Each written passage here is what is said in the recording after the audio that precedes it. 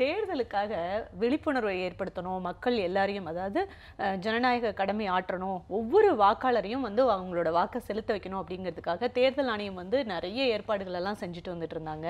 பீச்சுக்கெல்லாம் போனோம் அப்படின்னா மணல் சிற்பம்லாம் வச்சு அங்கே வந்துட்டு இருக்கிறவங்கள மக்களுக்கெல்லாம் அந்த சிற்பத்தை பார்க்கும்போது, அந்த மணல் சிற்பத்தை பார்க்கும்போதே தெரியும் ஓட்டை வந்து செலுத்தணும், வாக்களிக்கணும் அப்படின்னு பண்ணுவாங்க. அதே மாதிரி பாட்டு, நடனம் இதெல்லாம் பண்ணிட்டு இருக்காங்க. இதை தாண்டி இன்னைக்கு பொதுமக்கள் எல்லாமே வந்து என்ன செய்றாங்க அப்படின்னா, அந்த கோழிக்கடை உரிமையாளர் அவங்க ஒருத்தர் வந்து என்ன சொல்றாருன்னா, ஓட்டு யாரெல்லாம் செலுத்திட்டு வராங்களோ அவங்களுக்கு வந்து 1 கிலோ சிக்கன்ல 50 ரூபீஸ் ரிடக்ஷன் பண்றாங்களாம். 1 kilo chicken 50 ரிடக்ஷனா? அப்புறம் ஓட்டு போடுற அன்னைக்கு வந்து எல்லாரும் மக்கள்லாம் வாக்களிச்சுட்டு காலையில நம்ம ஏர்லியாக போய் எல்லாருமே ஓட்டு போட போவோம்ல. ஸோ வந்துட்டு ஹோட்டலில் சாப்பிட்றவங்களுக்கு 10% ரிடக்ஷன் அப்படிங்கிற மாதிரிலாம் ஹோட்டல் உரிமையாளர்கள்லாம் சொல்லியிருக்காங்க. இதெல்லாம் பார்க்கும்போது ரொம்பவே சந்தோஷமா இருக்குது. பொதுமக்கள் வந்து வாக்களிக்கிறதோட முக்கியத்துவத்தை எல்லாம் உணர்ந்துகிட்டே இருக்காங்கன்னு.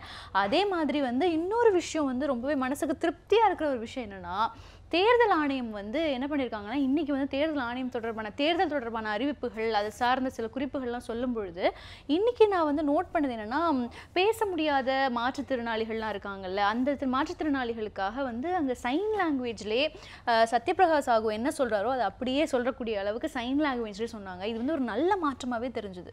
கண்டிப்பா. அதாவது மாற்றுத்திறனாளிகள்லாம் வந்து ஓட் போட வரணும், அவங்களும் வந்துட்டு ஜனநாயக கடமையை ஆற்றணும் அப்படின்றதுக்காக பல்வேறு விஷயங்களை வந்து தொடர்ச்சியாக தேர்தல் ஆணையம் வந்து செஞ்சுட்டு வருது. ஒவ்வொரு பூத்லையும் வந்து ரேம்ப் வைக்கிறது, அதே மாதிரி பிரெயில் முறையில் வந்துட்டு அவங்களை வந்து ஓட் போட வைக்கிறது, இந்த மாதிரியான விஷயங்களை வந்துட்டு தேர்தல் ஆணையம் வந்துட்டு பல்வேறு கட்டங்களில் செய்துட்டு வராங்க. இப்போ சமீபத்தில் சென்னையில் ஒரு விஷயம் வந்து நடந்திருக்கிறது வந்து மிக பெரிய அளவில் வந்து பாராட்டுக்கு வந்து உரியதாக இருக்குது. அதாவது சைன் லாங்குவேஜில் சொல்கிறாங்க. அதை தாண்டி ஒரு படி மேல போய் மனநல காப்பகத்துல இருக்கக்கூடியவர்களும் வாக்களிக்கணும், அவர்களுடைய வாக்கும் வந்து இந்த 100% வாக்கில் வந்து உரிய ஒன்று அப்படிங்கறத உணர்ந்து தேர்தல் ஆணையம் அவர்களையும் வந்து வாக்களிக்க வச்சிருக்காங்க. இது உண்மையிலேயே வந்து பாராட்டக்கூடிய ஒரு விஷயமா தான். ஏன்னா பொதுமக்கள் வந்து எந்த அரசியல் தலைவர்களை வந்து தேர்ந்தெடுக்கணும் அப்படின்னு அவங்க ஆசைப்படுறாங்களோ, அதே மாதிரி மாற்றுத்திறனாளிகளா இருக்கட்டும் அவங்களுக்குன்னு சில அரசியல் பார்வை இருக்கு. நிறைய இடத்துல நம்ம அதை பத்தி பேசுறதே இல்லை. அவங்க என்ன விதமான அரசியல் பார்வை வச்சிருக்காங்க, யாருக்கு அவங்க வாக்களிக்கணும்னு விரும்புறாங்க அப்படின்னு இந்த முறை வந்து அவங்களோட அந்த அரசியல் பார்வை எப்படி இருக்குங்கிறத வெளியே கொண்டு வரதுக்காக தேர்தல் ஆணையம் இவ்வளவு மெனக்கெடுறாங்க அப்படின்னு நினைக்கும்போது ரொம்பவே சந்தோஷமா இருக்கு. இல்லை, ஒரு பக்கம் வந்து தேர்தல் ஆணையம் வந்து மக்கள் எல்லாம் வந்து ஓட் பண்ணுறதுக்கு ஒரு விழிப்புணர்வு கொண்டு வரணும், அவங்க எல்லாருமே ஒருத்தரும் கண்டிப்பாக ஓட் பண்ணணும் அப்படின்னு பிரச்சாரம் பண்ணிட்டு இருக்காங்க. ஆனால் நேற்று வந்து ஆந்திராவில் முதற்கட்ட தேர்தல் நடந்துச்சு. அங்கே மொத்தம் வந்து 175 சட்டப்பேரவை தொகுதி, 25 நாடாளுமன்ற தொகுதி. ஆனால் அங்கே என்னன்னா 30% மேலே ஓட்டிங் மெஷின் வந்து செயல்படவே இல்லை, ரிப்பேராக இருந்திருக்கு. என்னன்னா ஒரு ஓட் பண்ணுறதுக்கு ஒரு வாக்காளர்கள் வராங்க அப்படின்னு சொன்னால் அவங்களுக்கு விசிறி சின்னம் வேணுமா, சைக்கிள் சின்னம் வேணுமானா அந்த பட்டனை ப்ரெஸ் பண்ணாக்கா அந்த பட்டன் வந்து ஒர்க் பண்ணவே இல்லையா. சோ இதனால என்னாச்சா, அங்க வந்து தொண்டர்களுக்குள்ளலாம் பயங்கர சண்டையாம். அதாவது முதற்கட்ட வாக்குப்பதிவின் போதே கிட்டத்தட்ட வந்து 92,000 எந்திரங்கள், வாக்குப்பதிவு எந்திரங்கள் செயல்படலை. யோசிச்சு பாருங்க எவ்வளவு ஷாக்கிங்கா இருக்கும். அங்க உள்ள ஒவ்வொரு இடத்துலயுமே வந்துட்டு இவிஎம் மிஷின்ஸ் வந்து ரிசர்வ்டா வச்சிருப்பாங்க. அதாவது சப்போஸ் ஒரு இடத்துல வந்து இவிஎம் மிஷின் ரிப்பேர் ஆயிருக்குன்னா ரிசர்வ்ல இருக்கக்கூடிய இன்னொரு மிஷினை வச்சு மாத்துவாங்க. ஆனா 92,000 மிஷின்கள் வந்து வேலை செய்யலன்னும் போது அதை ரீப்ளேஸ் பண்றதுக்கு வெறும் 43 இயந்திரங்கள் தான் வந்து ரிசர்வ்ல வச்சிருக்காங்க. ஸோ எப்படி இதை ரீப்ளேஸ் பண்ணுவாங்க அப்படிங்கிற மாதிரியான பெரிய கொஸ்டின் வந்து ஏற்பட்டிருக்கு. எனவே அதனாலதான் என்னமோ தெரியல, ஆந்திராவில் இருக்கக்கூடிய எல்லா பார்ட்டிஸும், குறிப்பா ஆந்திராவில் இருக்கக்கூடிய டிடிபியா இருக்கட்டும், தெலுங்கானால இருக்கக்கூடிய சந்திரசேகர் ராவுடைய கட்சியாகட்டும், எல்லாருமே வந்து ரீஎலெக்ஷன் வேணும் அப்படின்ற ஒரு ரெக்வஸ்ட்டை வந்துட்டு வைக்க ஆரம்பிச்சிட்டாங்க. ஏன்னா அந்த 43 நம்ம சொன்னா பார்த்தீங்களா, அது வந்து அந்த 92,000 இயந்திரங்கள் ஒர்க் ஆகல அப்படின்னோடனே எவ்வளோ துரிதமா எவ்வளோ சீக்கிரமா வந்து எலெக்ஷன் கமிஷன் வேலை பார்க்கணும் அப்படின்னு எல்லாம் எதிர்பார்ப்போம்ல. ஆனா அந்த சமயத்துல வெறும் 43 தான் அவங்க ரீப்ளேஸே பண்ணியிருக்காங்க அப்படிங்கிறதா வந்து சந்திரபாபு நாயுடுக்கு ரொம்ப கோபம் வந்துருச்சு. அவர் ஏற்கனவே வந்து நிறைய ரைடுகள் வந்து அங்க ஆளுங்கட்சி மீத வந்து பாஜக தான் வந்து தூண்டி விட்டு நிறைய ரைடு நடத்துறாங்க அப்படின்னு சொல்லிட்டு தர்ணாலாம் இருந்தாரு. அதோட சேர்த்து இப்ப எந்திரங்களும் ஒர்க் ஆகல அப்படின்னோன்னா அவர் ரொம்ப கடுப்பாயி இப்ப வந்து ரீஎலெக்ஷன் கேட்டுட்டு இருக்காரு. அவராது ரீஎலெக்ஷன் கேட்டுட்டு இருக்காரு. அங்க ஒரு படி மேல போய் ஜனசேனா கட்சி பவன் கல்யாணோடது, அந்த கட்சி சார்பா ஒரு வேட்பாளர், அவர் பேர் வந்து மதுசூதனன். அவர் என்ன பண்ணிட்டாராம், அந்த ஓட்டிங் மெஷினே தூக்கி போட்டு உடைச்சிட்டாராம்.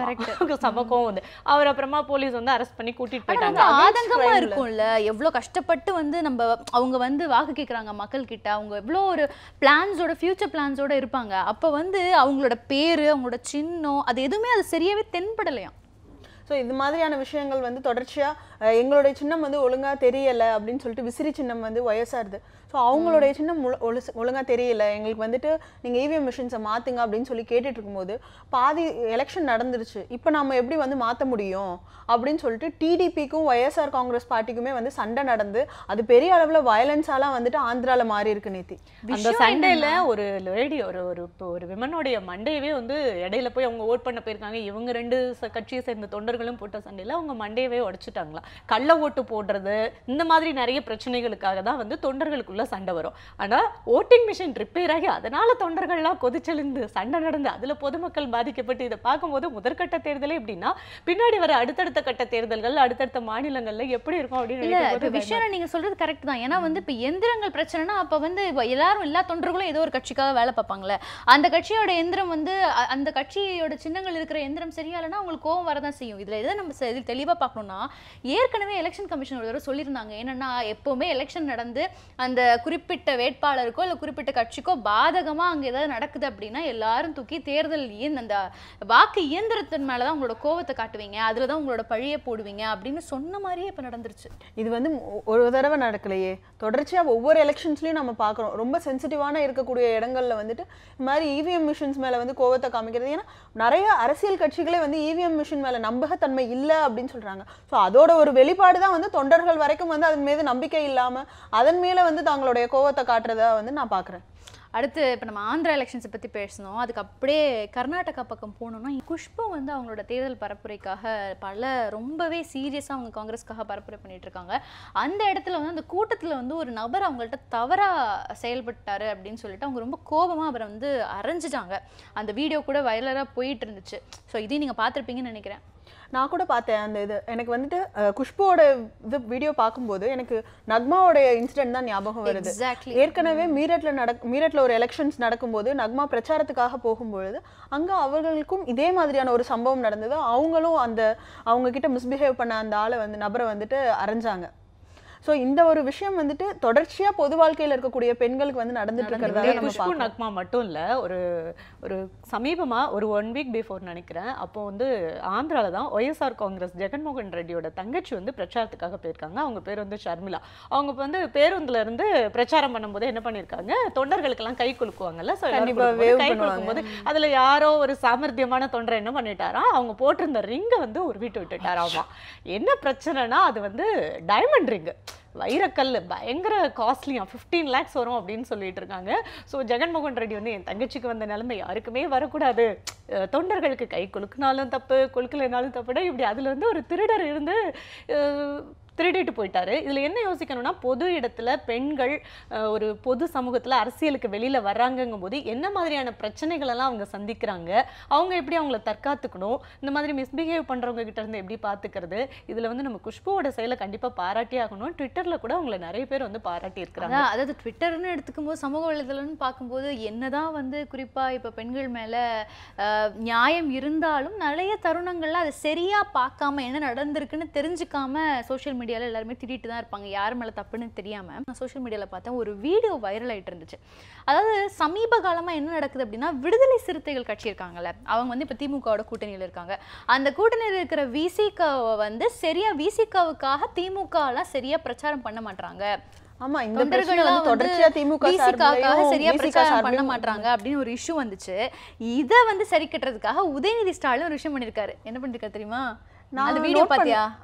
பார்த்தேன் அந்த வீடியோ. பட் ஆனா வந்துட்டு அது எந்த இடத்துல நடந்ததுன்றதே எனக்கு சரியா தெரியல.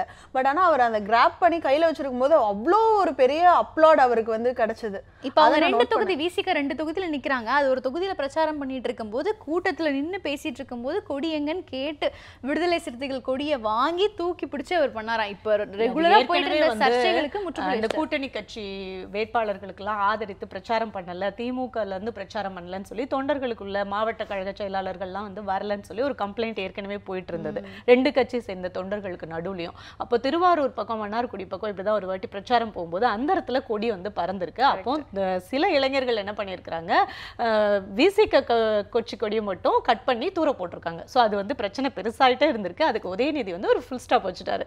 ஸோ விசிக தொண்டர்கள்லாம் விசில் அடிச்சு கிளாப் பண்ணி பயங்கரமா வந்து என்ஜாய் பண்ணியிருக்காங்க அவர் அந்த மாதிரி. கண்டிப்பா, ஏன்னா கூட்டணி பேச்சுவார்த்தையப்பே வந்துட்டு விசிகாக்கு வந்து உரிய மரியாதை கொடுக்கலையா, விசிக திமுக கூட்டணியில நிலைக்குமா நிலைக்காதா அப்படிங்கிற மாதிரி நிறைய விஷயங்கள் வந்துட்டு போயிட்டே இருக்கும்போது இந்த மாதிரியான ஒரு விஷயம், அதாவது குறிப்பா பிரச்சாரத்தின் போது வந்துட்டு விசிக போட்டியிடுற தொகுதியை வந்து திமுக கவனிக்கல அப்படிங்கிற மாதிரியான விஷயங்கள்லாம் ஒரு பெரிய ஒரு மன வருத்தத்தை தான் ஏற்படுத்தி இருந்துச்சு திமுக தொண்டர்கள்கிட்டையும் சரி விசிக தொண்டர்கள்கிட்டையும் சரி. அதை வந்துட்டு முற்றுப்புள்ளி வைக்கிற மாதிரி உதயநிதியோட இந்த செயல் வந்துட்டு நிச்சயமா வந்து ஒரு பாராட்டக்குரிய ஒரு விஷயம் தான். ஏன்னா கூட்டணி கட்சியோட கொடியை தாங்கி பிடிக்கிறதெல்லாம். ஆமா, அதே மாதிரி நம்மளோட எவ்வளோ பிரச்சனைகள் இருந்தாலும் தேர்தல் காலகட்டத்துல அதெல்லாம் மறைச்சு மக்கள்கிட்ட வாக்கு கேட்க வேண்டியதுதான் அந்த கட்சிக்கு நியாயமா இருக்கும். அதனால உதயநிதி அதெல்லாம் மறைக்கிறாரா இல்ல நிஜமாவே அவங்க இணக்கமா இருக்காங்களா அப்படிங்கிறது அவங்களுக்கு மட்டும் தான் தெரியும். ஆனாலும் இந்த ட்விஸ்ட் எல்லாம் மாத்தி இன்னொரு ட்விஸ்டா வச்சு கொடி எடுத்து பகிரங்கமா காட்டி எல்லாரையும் சந்தோஷமாக்கிட்டாரு. அதே மாதிரி தான் இன்னொரு கட்சி, ஆளும் கட்சியில இருந்து நம்ம துணை முதல்வர் ஓபிஎஸ் என்ன சொல்லியிருக்கிறார் தெரியுமா? என்ன சொல்லியிருக்காரு? அவர் வந்து இன்னும் ஜெயலலிதாவோட ஆன்மா கிட்ட பேசினேன், தர்மயுத்தம் பண்ண அப்படின்னு சொல்லிட்டு இருந்தவர் இப்போ ஆன்மா இன்னும் எங்க கூடயே தான் இருக்கு, அதனோட பலன் தான் வந்து எங்களோட ஆட்சி ரொம்ப சிறப்பா நடந்துட்டு இருக்கு அப்படியெல்லாம் சொல்லியிருக்கிறாரு. நியாயம் தானே, ஜெயலலிதா அவர்கள் வழிதான் இந்த கட்சி வந்திருக்கு. அந்த கட்சி இப்போ அவர் என்ன தெளிவா சொல்றாருன்னா, அவங்களோட ஆன்மாவுக்கு நாங்க பயந்து இங்க ஆட்சி நடத்துறோம், அவங்க ஆன்மாவுக்கு பயந்து நாங்க மக்களுக்கு தேவையான எல்லா விஷயங்களையும் பண்ணி கொடுக்குறோம்னு சொல்றாரு. நிறைய அமைச்சர்கள் வந்து ஜெயலலிதாவை மறந்து பேசும்போது ஓபிஎஸ் மட்டும் அவங்கள ஞாபகம் வச்சு பேசுறது அப்படிங்கிறது ஒரு நல்ல சமிங்கை தான். அவர் அதாவது மக்கள் கிட்ட வந்து அது ஒரு வரவேற்பை வந்து பெற்றுட்டு இருக்காரு. இன்னும் நாங்க ஜெயலலிதாவை மறக்கல, ஜெயலலிதாவுடைய ஆன்மாவை வந்து துணையாக கொண்டு இந்த ஆட்சியை நடத்துறோன்னு. ஆனா அமைச்சர் திண்டுக்கல் சீனிவாசன் சொன்னதையும் நம்ம இதுல நோட் பண்ணணும். ஜெயலலிதா இல்லாத குறையே தெரியாம நாங்க வந்து ஆட்சியை நடத்திட்டு இருக்கோம், அந்த குறையே வந்து மக்களுக்கு தெரியல, அந்த அளவுக்கு வந்து நாங்க ஆட்சி நடத்திட்டு இருக்கோம், ஜெயலலிதா இருந்திருந்தா கூட இந்த அளவுக்கு ஆட்சி கொடுத்துருப்பாங்களான்னு தெரியாது அப்படிங்கிற மாதிரியான விஷயங்களையும் நம்ம இந்த இடத்துல நோட் பண்ணி தான் ஆகணும். கரெக்ட் தான். இவங்க எப்படி ஜெயலலிதாவை புகழ்ந்துட்டு இருக்காங்களோ அதே மாதிரி ஸ்டாலினும் வந்து தூத்துக்குடியில தங்கச்சிக்காக பிரச்சாரம் பண்ண போயிருக்கார். போன இடத்துல வந்து அவர் என்ன சொல்லியிருக்காரு தெரியுமா? கனிமொழி போட்டிடுறது கலைஞரே போட்டிடுற மாதிரி, நானே போட்டிடுற மாதிரின்னு சொல்லி பயங்கரமா அவர் தழுத்தழுக்க கனிமொழி கண் கலங்க அப்படின்னு ஒரு பிணைப்பு பாச போராட்டமே அந்த பிரச்சாரத்துல நடந்திருக்கு. சிவசங்கரி பாரு எப்படி கிண்டல் பண்றாங்கன்னு. ஒரு அண்ணன் தங்கச்சி பாசத்தை சந்தோஷமா அவர் வந்து தன்னோட தங்கச்சி எப்படி எல்லாம் அவர் அறிமுகப்படுத்திருக்காரு தெரியுமா? வெறும் வந்து உறவு ரீதியா என்னோட தங்கச்சி அவங்க அப்படின்னு சொல்லாம அவங்களோட கெரியர்ல அவங்க எந்த அளவுக்கு வளர்ந்திருக்காங்க, ஒரு கவிஞரா, ஒரு பத்திரிகையாளரா, ஒரு இலக்கியத்துறையில ஒரு நல்ல ஒரு சக்தி வாய்ந்த ஒரு நபரா அவங்க எப்படி உருவாகி இருக்காங்கன்னு அவங்களோட டிராவல் அப்படியே ஒரு டைம் லைன் மாதிரி சொல்லி, என் தங்கச்சியும் எங்க அப்பாவும் நானும் ஒண்ணுதான், இந்த தொகுதியில நான் என் தங்கச்சி நிக்கிறாங்கன்னா எங்க அப்பா நிக்கிற மாதிரி நான் நிக்கிற மாதிரின்னு ரொம்பவே உணர்ச்சி வசப்பட்டு பேசியிருக்காரு. அவர் வேற தூத்துக்குடியோட சிங்கம், நாடாளுமன்றத்துல புலி அப்படின்லாம் சொல்லி கனிமொழிக்கு வந்துட்டு ஒரு புனைப்பெயர்லாம் வச்சு பேசினது வந்து கனிமொழியை வந்து பயங்கரமா நெகிழ வச்ச ஒரு விஷயமா இருக்கு. ஆனா கனிமொழின்னு எனக்கு இன்னொரு விஷயம் ஞாபகம் வருது. கனிமொழி மூலமா காங்கிரஸ்க்கு வந்து ஒரு லெட்டர் கொடுத்திருக்காங்க. என்ன லெட்டர்ன்றது கேள்விப்பட்டீங்களா யாராச்சும்? இன்னொரு விஷயம் கனிமொழியை பத்தி நீ போய் சொல்றல, இன்னொரு என்ன தெரியுமா ஸ்டாலின் என்ன தெரியுமா சொல்லியிருக்காரு? தமிழிசை தெரியாதனமா நீங்க வந்து தூத்துக்குடியில நின்னீங்களே, தோக்குறதுக்காக மட்டும்தான் நீங்க தூத்துக்குடியில நின்றுருக்கீங்க, ஏன்னா என் தங்கச்சி தான் கண்டிப்பா வின் பண்ணுவாங்க பிரச்சனையெல்லாம் வச்சு தமிழிசை வந்து பலிகடாயிட்டாங்க அப்படின்னு சொல்லி பிரச்சாரத்துல சொல்லிட்டு இருக்கிறாரு. அதே மாதிரி தங்கச்சியும் வந்து எப்படிலாம் புகழ்றாரு தெரியுமா? கம்பன் வீட்டு கட்டித்தறியும் கவி பாடும், அதே மாதிரி கலைஞருடைய மகள் கனிமொழியை பத்தி சொல்லவா வேணும் அப்படின்ற மாதிரி நிறைய புகழ்ந்து தள்ளிட்டாராம். ஒரு நிமிஷம் லாவணி கடுப்பாயிருப்பாவே ஏதோ சொல்ல வந்தா, சரி சொல்லுமா. சாரி, அது ஒன்றும் பிரச்சனை இல்லை. என்னன்னா கனிமொழி வந்துட்டு சோனியா காந்திக்கு ஒரு லெட்டர் எழுதியிருக்காங்களாம். அதாவது என்ன, ரகசியமா தமிழகத்துல வந்து இதுவரைக்கும் காங்கிரஸுடைய மூத்த தலைவர்கள் யாருமே பிரச்சாரத்துக்கு வராம இருக்கீங்க, ராகுல் காந்தி வந்து பிரச்சாரத்துக்கு வராரு, ஒரு தடவை வந்தாரு, அதுக்கப்புறமா வரவே இல்லை, எப்போ வருவாங்க, அதே மாதிரி அப்படி வந்தா கூட தென் தமிழகத்துல வந்து பிரச்சாரம் பண்ணணும், ஏன்னா பாஜகவுடைய மூத்த தலைவர்கள் குறிப்பா அமித்ஷா, மோடி, ராஜ்நாத் சிங் போன்றவர்கள்லாம் தென் தமிழகத்தை வந்து பயங்கரமா கான்சென்ட்ரேட் பண்ணி பிரச்சாரம் பண்றாங்க. டிஎம்கேக்கு பெரிய அளவுல தென் தமிழகத்துல வாய்ஸ் இருக்கு, டிஎம்கேக்கும் காங்கிரஸ்க்கும், இருந்தாலும் தேசிய தலைவர்கள் வந்து பிரச்சாரம் பண்ணணும்னு மக்கள் எதிர்பார்க்கிறாங்க. எனவே வந்து பிரியங்கா காந்தியை வந்து தென் தமிழகத்துக்கு குறிப்பா தூத்துக்குடிக்கு பிரச்சாரம் பண்ண அனுப்பி விடுங்க அப்படிங்கிற மாதிரி ஒரு கடிதம் கொடுத்துருக்காங்க. ஏற்கனவே பிரியங்கா வந்து அவங்களோட பாட்டி இந்திரா காந்தி மாதிரியே இருக்கிறாங்க அப்படின்னு சொல்லிட்டு இருக்காங்க. அவங்களோட ட்ரெஸ்ஸிங் ஸ்டைல், அவங்களோட ஹேர் ஸ்டைல் எல்லாமே வந்து அவங்களோட பாட்டி மாதிரி இருக்காங்கன்னு யோசிச்சு பாரு. இந்திரா காந்தியோட பேத்தி பிரியங்கா காந்தியும் கலைஞருடைய மகள் கனிமொழியும் ஒரே பிரச்சார மேடையில இருந்தா பாக்குறதுக்கு எப்படி இருக்கும்ல? சூப்பரா தான் இருக்கும்.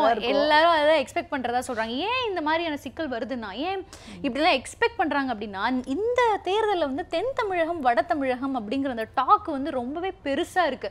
குறிப்பா ராகுல் காந்தி வந்து கட்சிக்கு தேவையான முக்கிய பொறுப்புகள் எல்லாம் வந்து தென் தமிழகத்தில் இருக்கவங்களுக்கு தான் அதிகமாக கொடுக்குறாரு அப்படிங்கிற ஒரு பேச்சு கூட உள்ள போயிட்டு இருக்காங்க. ஏன்னா வந்து காங்கிரஸோட தேர்தல் அறிக்கையை வந்து தயார் செய்யும் போது அது ரொம்ப முக்கியமான நபராக இருந்தது வந்து ப. சிதம்பரம்.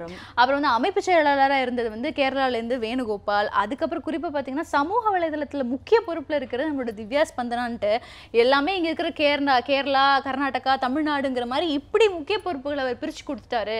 அதனால காங்கிரஸ் கட்சியில் கொஞ்சம் வட மாநிலத்தில் இருக்கக்கூடிய தலைவர்கள் அதிருப்தியில தான் இருக்காங்க. நான் கூட இதை கேள்விப்பட்டேன். அதாவது என்னன்னா முக்கிய பொறுப்பெல்லாம் தென் மாநிலத்துக்கு கொடுக்குறீங்க, அதே மாதிரி இன்னொரு தொகுதியா வயநாடுல போய் போட்டிடுறீங்க. அப்போ வந்து வடக்குல இருக்கக்கூடிய எங்க மேல வந்து நம்பிக்கை இல்லையா, இல்ல வந்துட்டு எங்களுக்கெல்லாம் பொறுப்பை கொடுக்க கூடாதுன்னு ஏதாவது முடிவு பண்ணிட்டீங்களா அப்படிங்கிற மாதிரி டைரக்டாவே ராகுல் கிட்ட வந்து கேட்கறாங்களாம். ஸோ அதனால வந்து ராகுல் வந்து கொஞ்சம் அப்செட்டாவே இருக்காராம் வட மாநில தலைவர்கள் மேல. இப்போ காங்கிரஸ்க்குள்ள இந்த மாதிரி ஒரு சண்டை வருதோ இல்ல பாஜக இந்த மாதிரி சண்டை வருதோ சகஜமான ஒரு விஷயம்தான். இவங்களுக்கு முக்கியத்துவம் கொடுத்துட்டீங்க அப்படின்னு. ஆனா இங்க வந்து டிடிவி தினகரன் வந்து ஒரு பொதுக்கூட்டத்துக்கு போயிருக்கிறாரு. அங்க வந்து இந்த மாதிரி மாவட்ட கழக செயலாளர்லாம் ஒரு கம்ப்ளைண்ட் அரைஸ் பண்ணியிருக்காங்க. எங்களுக்குலாம் நாங்க வந்து கட்சியோட வளர்ச்சிக்கு அவ்வளோ வேலை செய்யறோம், விழுந்து ஆனா எங்களுக்கு வந்து முக்கியத்துவமே கொடுக்கறது இல்லை அப்படின்னு சொல்லிட்டு, எங்களுக்கு அந்த பதவி இல்லை இது இல்லை அப்படின்னு நிறைய கம்ப்ளைண்ட் பண்ணோன்னு பாக்குறேன்ப்பா சமாதானம் பண்ணிட்டு இவர் போயிட்டாராம். பக்கத்துல நின்றுட்டு இருக்க மற்ற பொதுஜனத்துல இருந்து ஒரு வாய்ஸ் வந்ததாமா. என்ன அப்படின்னா, ஆளும் கட்சி அரசியல் கட்சி பெரிய பெரிய கட்சியா இருந்து அதுக்குள்ள கோஷ்டி பூசல் வந்தா அதுல ஒரு நியாயம் இருக்கு. ஆனா ஒரே ஒரு எம்எல்ஏ மட்டும் வச்சுட்டு இருக்கிற இந்த கட்சியிலயும் கோஷ்டி பூசல்னா என்னதான் சொல்றதோ அப்படின்ற மாதிரி கமெண்ட் போயிட்டு இருக்காமா.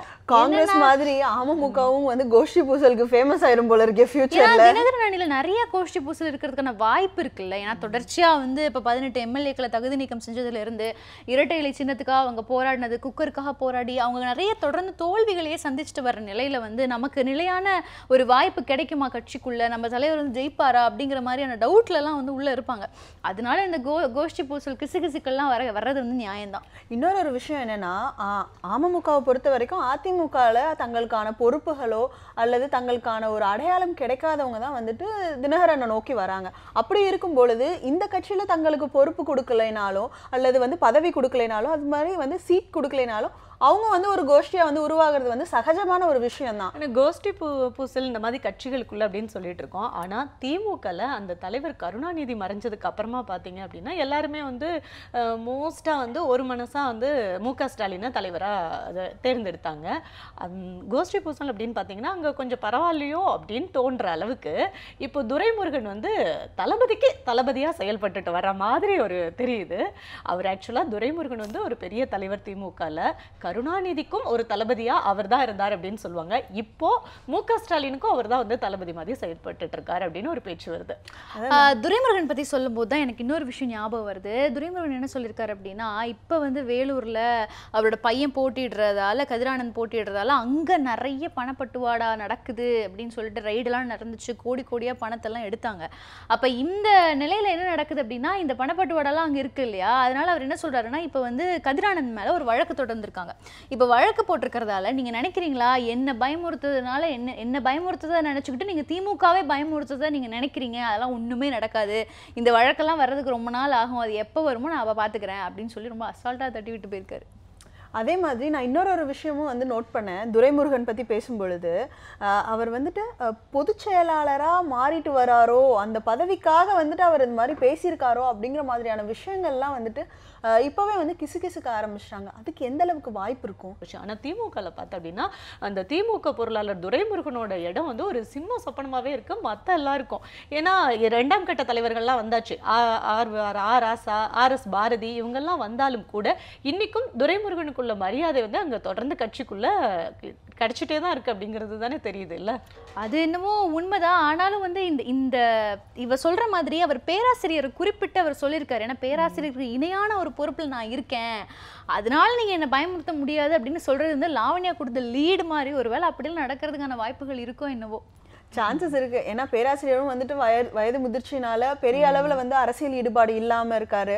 இந்த தடவை பிரச்சாரத்துக்கு கூட அவர் வரல. ஸோ அதனால அவருடைய பொறுப்பை வந்துட்டு அவர் ரிசைன் பண்றாரு அப்படின்ற பட்சத்துல அது துரைமுருகனுக்கு போறதுக்கான வாய்ப்புகள் இருக்கு. இன்னொரு விஷயம் பாருங்களேன், பிஜேபி அவங்களோட ட்விட்டர் பேஜ்ல ஒரு ட்வீட் போட்டிருக்காங்க பாரு. இது என்னது, இது ஒரு மைனாரிட்டி சார்ந்த ஒரு விஷயமா இருக்கு, இது ஒரு क्वेश्चन பண்ற மாதிரியான ஒரு விஷயமா இருக்கு. பாருங்களேன், சீரியஸா அவங்க வந்து என்னன்னா இந்துக்கள் தொடர்பான ஒரு இப்போ அவங்க பண்ண பிரச்சாரங்கள் கூட, இப்போ மோடி வந்து ரீசெண்டா பண்ண ஒரு பிரச்சாரத்துல கூட ஒரு பிரச்சனை வந்துச்சு பார்த்தீங்களா? அதாவது ராகுல் காந்தி வந்து இந்துக்கள் அதிகமா இல்லாத இடத்துல தான் போய் அவர் வந்து போட்டியிடுறாரு. ஏன்னா வந்து இங்க இந்தியாவில் மெஜாரிட்டியா இருக்கக்கூடிய இந்துக்களை வந்து எதிர்த்து அவர் நிற்கிறாருங்கிற ஒரு அரசியலை முன்னெடுக்கிறதுக்காக மோடி இப்படி பேசினாரு. அப்போ மோடியே இப்படிப்பட்ட பிரிவினையை உண்டாக்கலாமா அப்படின்லாம் அவர் மேலே நிறைய குற்றச்சாட்டுகள்லாம் வந்துச்சு. அந்த சூழலில் சீக்கியர்கள் புத்தர்களை தவிர, இந்துக்களை தவிர மற்ற எல்லாரையுமே இன்ஃபில்ட்ரேட்டர்ஸ் உள்ளே யாரெல்லாம் வராங்களோ அவங்களாம் நாங்கள் தடுப்போம், மற்ற எல்லாத்தையும் நாங்கள் வெளியேற்றுவோம் அப்படின்னு அவர் சொல்கிறது வந்து கொஞ்சம் வந்துட்டு யோசிக்கக்கூடிய ஒரு விஷயம் தான். ஏன்னா பாஜக தேர்தல் அறிக்கையிலே வந்து இந்துஸ்கான பிரதானமான கோரிக்கைகள் மட்டும்தான் வந்துட்டு பிரதானப்படுத்தப்பட்டிருந்தது. அதை தாண்டி முத்தலாக்கு வந்து நிறைவேற்றுவோம் இஸ்லாமிய பெண்களுக்காக அப்படின்ற மாதிரியான விஷயங்கள் நாங்கள் ஏற்கனவே அதை நிறைவேற்றியிருக்கோம், அதை வந்துட்டு நாங்கள் என்ஷூர் பண்ணுவோம் அப்படிங்கிற மாதிரியான விஷயங்கள் எல்லாமே வந்து நம்ம நோட் பண்ணியிருந்தோம். இப்போ இப்படியான ஒரு விஷயம் வந்து மைனாரிட்டிஸோடைய அவங்க இருக்கக்கூடிய வாழ்க்கையை வந்துட்டு கேள்விக்குறியாக்க ஒரு விஷயமாகத்தானே நம்ம பார்க்க வேண்டியதாக இருக்கு. முத்தலாக்லேயே வந்து பார்த்தோம், நிறைய வந்து முஸ்லீம் பெண்களே வந்து அந்த இவங்க மசோதா நிறைவேற்றுறது ஒரு பக்கம் இருந்தால், அந்த முஸ்லீம் பெண்களே வந்து இவங்க வந்து அந்த மாதிரி நிறைவேற்றக்கூடாது அப்படின்ற பெரிய பெரிய விவாதங்கள்லாம் அந்த டைமில் வந்துச்சு இல்லையா? அதுனா எங்களுடைய மதம் சார்ந்த ஒரு பிரச்சனைக்கு நாங்களே தீர்வு கண்டுக்கிறோம், எங்களுக்கு தேவையில்லை. அதாவது ரெண்டு கருத்துக்கள், ஒரு சில பெண்கள் வந்து அந்த முத்தலாக் மசோதாவை ஆதரிக்கிறாங்க, ஒரு சில பெண்கள் வந்து அந்த முத்தலாக் மசோதா நீங்கள் மதம் சார்ந்து நீங்கள் ஒரு இந்துத்துவ கட்சியாக பார்க்கப்படுறதுனால நீங்கள் எப்படி நிறைவேற்றலாம், வேண்டாம், நாங்களே எங்கள் பிரச்சனையை நாங்கள் பண்ணிக்கிறோம் அப்படின்னு ரெண்டு பேர் கருத்து வந்தது. இது எங்கே நம்ம பொருத்தி பார்க்கணும்னா, அவங்களோட தேர்தல் அறிக்கையை நீங்கள் படிச்சிங்களா? அதில் வந்து நேஷனல் ரெஜிஸ்டர் ஃபார் சிட்டிசன்ஷிப்புக்கு அவங்க கொடுத்த முக்கியத்துவம் நமக்கு புரிஞ்சிருக்கும். அதை நாங்கள் நிறைய மேம்படுத்துவோம், அதற்கான வேலைகளில் நாங்கள் ரொம்ப தீவிரமாக ஈடுபடுவோம் அப்படின்னு சொல்கிறது தான் அவங்களோட தேர்தல் அறிக்கையில் பிரதானமாக இருந்த 10 பாயிண்ட்ல ஒரு முக்கியமான பாயிண்ட். அதுக்கு வந்து ஈடு கொடுக்குற விதமாக தான் இப்போ இந்த ட்வீட்டையும் போட்டிருக்காங்க. நான் இன்னொரு விஷயமும் வந்து இதில் நோட் பண்ண வேண்டியதாக இருக்குது. Hindus, Buddhas as well as Sikhs இவங்களை தவிர்த்து இது எல்லாரும் இன்ஃபில்டர் ஆகிறவங்கள வந்துட்டு வி வில் எக்ஸைட், அதாவது நான் வெளியேற்றுவோம் அப்படிங்கிறது வந்துட்டு பங்களாதேஷ்லேருந்து அதிக அளவில் வந்து முஸ்லீம் சிறுபான்மையினர் வந்துட்டு உள்ளே நுழையிறாங்க அப்படிங்கிற மாதிரியான பிரச்சனைகள் வந்து தொடர்ச்சியாக போயிட்டுருக்கு. அதே மாதிரி பாகிஸ்தான், அதே போன்று மற்ற இடங்கள்லேருந்து கிறிஸ்துவர்களும் பாகிஸ்தான் வழியாக வந்து முஸ்லீம் சிறுபான்மையினர்களும் வந்து ஊடுருவுறாங்க. ஸோ இதெல்லாம் தடுப்பதற்கான ஒரு முயற்சியாக இதை நம்ம பார்க்கலாமா, அல்லது இந்தியாவிலேயே இருக்கக்கூடிய அந்த சிறுபான்மையினர் சமூகத்தை வந்து பாதிக்கக்கூடிய விஷயமாக இது இருக்குமா அப்படிங்கிற மாதிரியான கேள்விகள் வந்து அதிகமாக எழுகுது. இந்தியா வந்து பிரிவினைக்கான ஒரு தேசமா மாறக்கூடாது அப்படிங்கிறது தான் பொதுமக்களோட கோரிக்கையா இருக்கு. அதை முன்னெடுக்கிற விதமா எந்த கட்சிகளும் செயல்படக்கூடாதுங்கிறது தான் எல்லாருமே எதிர்பார்க்கிறோம். குறிப்பா இந்த தேர்தலில் அதையெல்லாம் மறந்துட்டு எல்லாருமே யாருக்கு ஓட்டு போட்டா நம்ம கண்ட்ரி அப்படிங்கிறது நம்ம எப்பவுமே பேசுகிற அந்த செக்யூலரிசம் அப்படிங்கிறது நிச்சயமா நிலைத்து நிற்குமோ அவங்களுக்கு தான் ஓட்டு போடுவாங்கிறதா எல்லாருடைய நம்பிக்கையா இருக்கு. நம்ம தொடர்ந்து பேசலாம். நாளைக்கு இன்னும் நிறைய டாபிக்ஸ் இருக்கு, சூடான டாபிக்ஸ் நமக்கு ரெடியா இருக்கு நாளைக்கு பேசுறதுக்காக.